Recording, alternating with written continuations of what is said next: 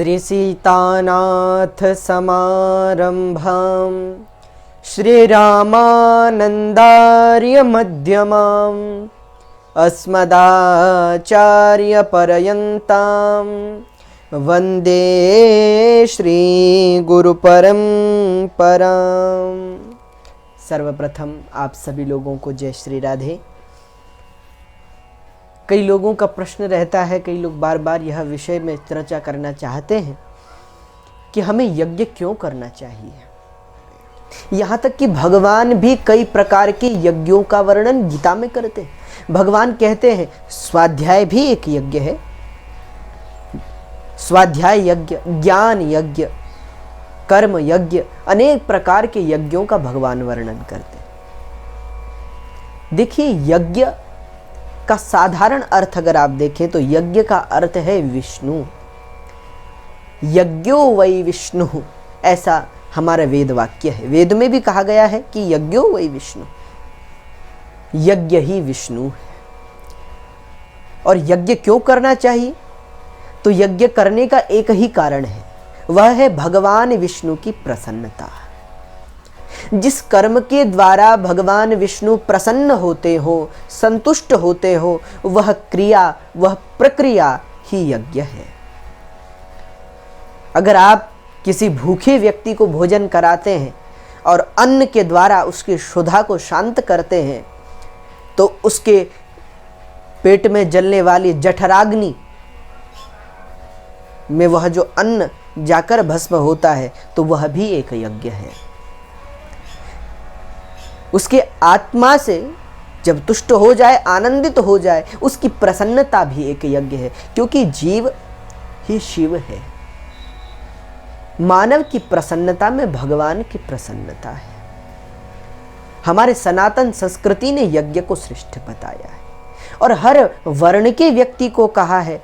विष्णु पुराण में ऐसा वर्णन है कि हर समाज का हर वर्ण यज्ञ करे, ऐसी क्रिया करे जिससे भगवान विष्णु प्रसन्न हो। विष्णु पुराण में कहते हैं वर्णाश्रमाचारवता पुरुषेण परः पुमान् विष्णुर आराध्यते।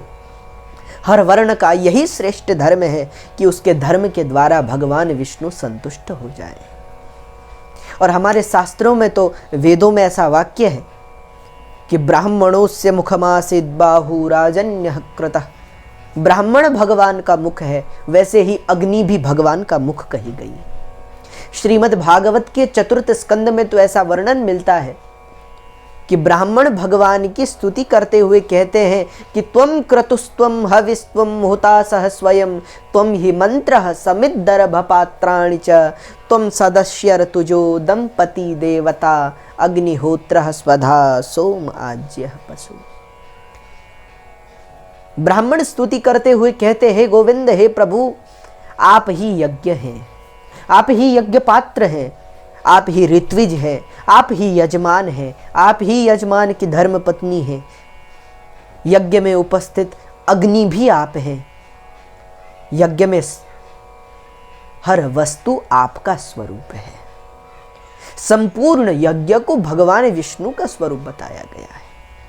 और जिस यज्ञ में भगवान विष्णु नहीं, जिस यज्ञ में व्यापकता नहीं, विष्णु का अर्थ है व्यापक, जिस यज्ञ में व्यापकता नहीं होती, व्यापकता अर्थात समान दृष्टिकोण ना हो, उस यज्ञ से कल्याण नहीं पतन होता है। आप पूर्व में भागवत की कथा में सुन चुके हैं कि दशम स्कंद भगवान श्रीमद् भागवत का हृदय है। वहां भगवान मथुरा में जाते हैं। कुछ मथुरा के ब्राह्मण यज्ञ कर रहे हैं, पर उस यज्ञ में व्यापकता नहीं है। इसलिए जब भगवान ने अपने ग्वालों को भेजा कि जाओ वहाँ यज्ञ हो रहा है, वहाँ से कुछ भोजन ले आओ, तो ब्राह्मणों ने भोजन नहीं दिया, क्योंकि उनके लिए केवल वह अग्नि ही यज्ञ था। पर भगवान ने उन्हें उपदेश किया, उन्हें ज्ञान दिया कि केवल ये अग्नि ही यज्ञ नहीं है, अपितु हमारा पूरा समाज का जिसमें कल्याण हो वह सब यज्ञ है। इसीलिए कथा को भी ज्ञान यज्ञ कहा जाता है। तो आप लोग हर प्रकार से यज्ञ करें, हर क्रिया के द्वारा यज्ञ करें, स्वाध्याय रूपी यज्ञ करें, ज्ञान रूपी यज्ञ करें, भगवत भजन रूपी यज्ञ करें, भगवन नाम संकीर्तन रूपी यज्ञ करें। इन अनेकानेक यज्ञों के द्वारा सदैव भगवान विष्णु की आराधना करते रहें, तब जाकर हम सच्चे अर्थ में वैष्णव सिद्ध होंगे, हमारे अंतःकरण में वैष्णवता प्रकट होगी। इसीलिए यज्ञ कीजिए और भगवान विष्णु को प्रसन्न कीजिए। जय श्री राधे।